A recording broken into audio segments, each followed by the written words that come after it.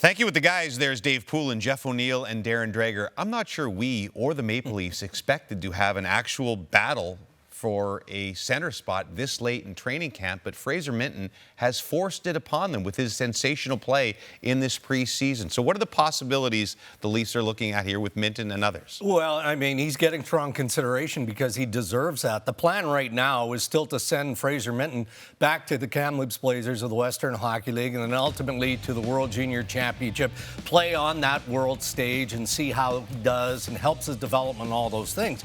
But if he continues to play the way he has thus far in the preseason, maybe he forces the issue a little bit deeper than Brad Treliving is thinking. But they do have depth throughout that position. You know, they'll test run William Nylander at center again moving forward. Beyond that, you've got John Tavares, the veteran. You've got Pontus Holmberg. You've got David Kampf. They look around their forward core in Toronto, and they feel better than fine with what they have in-house at center ice. You watch it all happen around, and it's really about the reliability of John Tavares. I mean, he's going to be in that two-hole. He's so versatile. You know, he just does what he does. He's Mr. Reliable out there. Everything's calm around him, and you know you've got that. But I love the fact that this kid has imposed his way into it. Like, he's forced their hand. Nobody's handed him anything.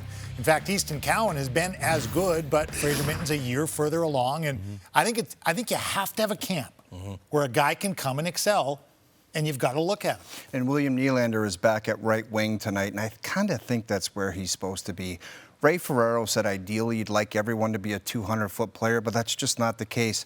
Pooley won a Selke, and quite frankly, he did some things on the ice I wasn't that interested in. And it was better for the team that I wasn't doing them, Jimmy. So you just leave him on the wing, let him fly around. He's that goal scorer. He's got the hair flowing. Let him score goals. That's where he's supposed to play, I think, on the wing.